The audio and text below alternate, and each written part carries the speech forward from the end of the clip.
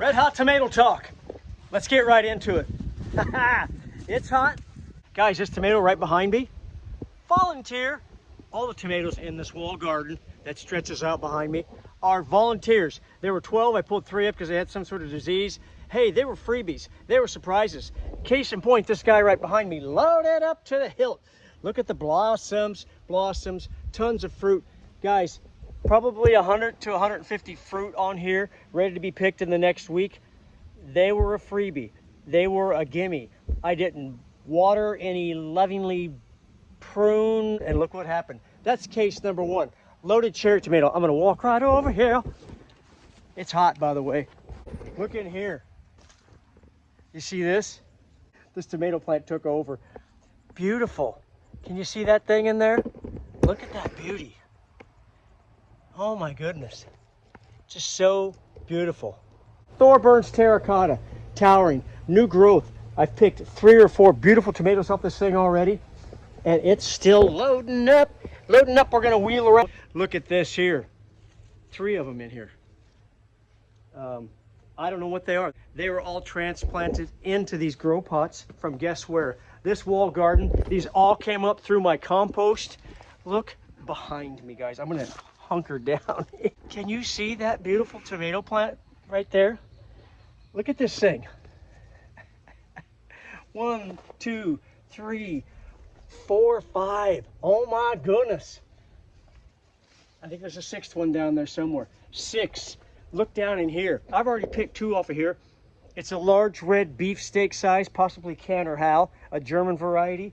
Came up volunteer. I don't know what it is.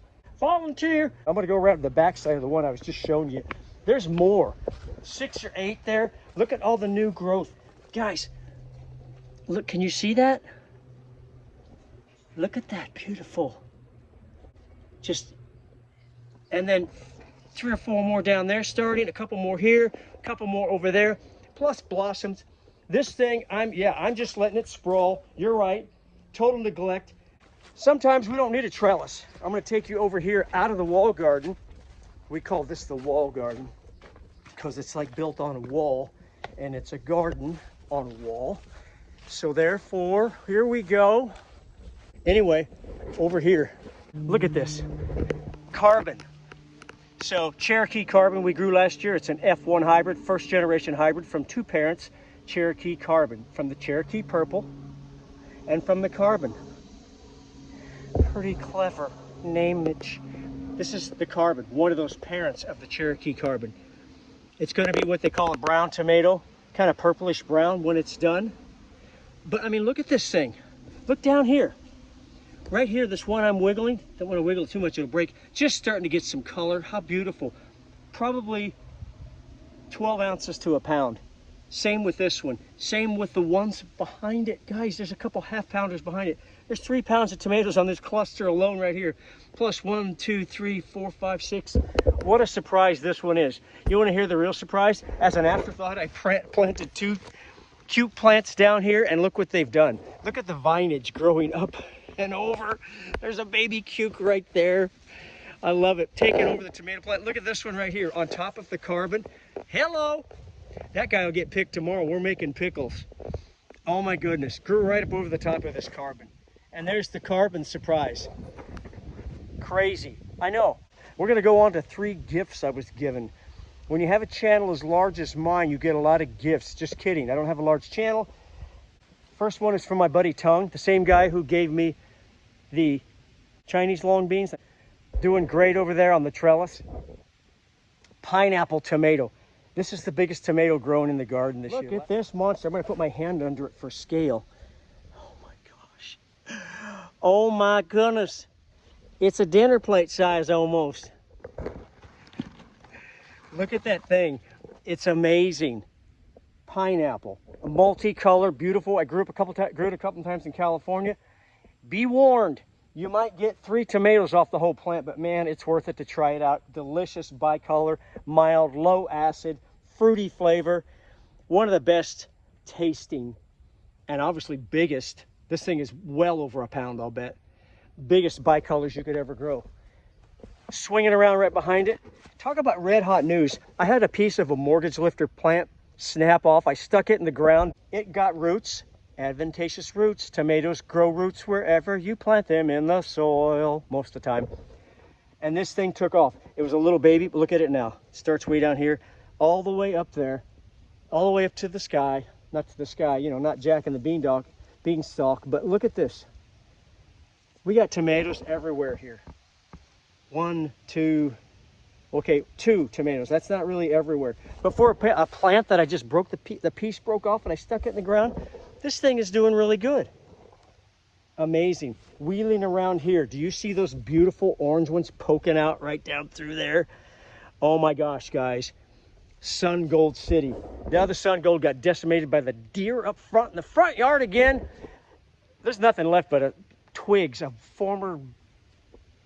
its former glory. It's shot. But this one back here is making up for it. But look all around here. Up there. I mean, as you guys know, I'm 6'9", and that is way up over my head. So that's got to be at least 6 foot tall right there, if not more. Look at the cluster, young cluster of fruit, probably 8 or 10 of them right there. As I travel down, more ripe ones down there. Look at this beautiful cluster right here.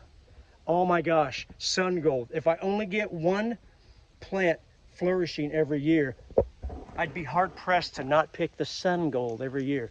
It's one of my wife's favorites. It's reported to be the sweetest, if not one of the sweetest tomatoes in the entire world, and just goes all the way across to about right over here. And right next to it, Italian heirloom, speaking of which, still in its green stage, but they're doing good. I'm going to wheel around and show you some other gifts. So I showed you pineapple. This is interesting. So this is another plant that doesn't produce a lot, but it's really tall. Hardly anything, just green growth. But look down here. I have one gigantic cluster, but look at the one in the back. It's a double fruit. Guys, it's like 5 inches across at least. This is called Great White. And I'll be honest with you, it looks like Great Yellow.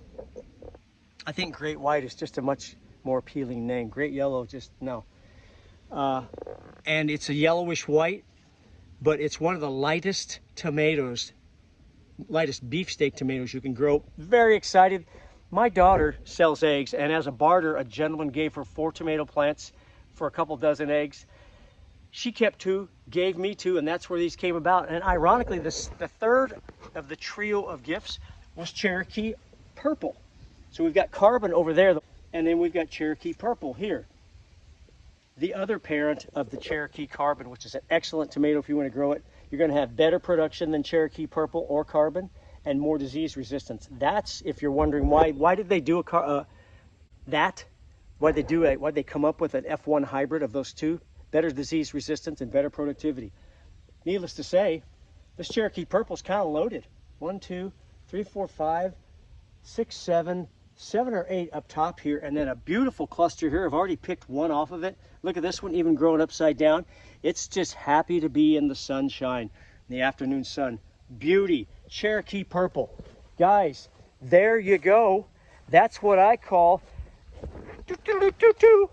red hot tomato talk, everybody. Step right up and check it out. Okay, so there we go. It's been fun. I think those are fun, hot off the press, unusual instances of our tomato garden this year. It's always an adventure to see how things are going to take off. And this has been a good one this year. It's been challenging. I won't fib to you. It's been very challenging. We've lost a fair amount of tomatoes to disease, but the kicker is this 8 or 10 tomatoes over on the wall garden, all volunteers. I didn't plan those. Those really helped me to bounce back. What a beautiful thing it is to work within nature. We'll talk to you later. Thanks, guys. Bye-bye.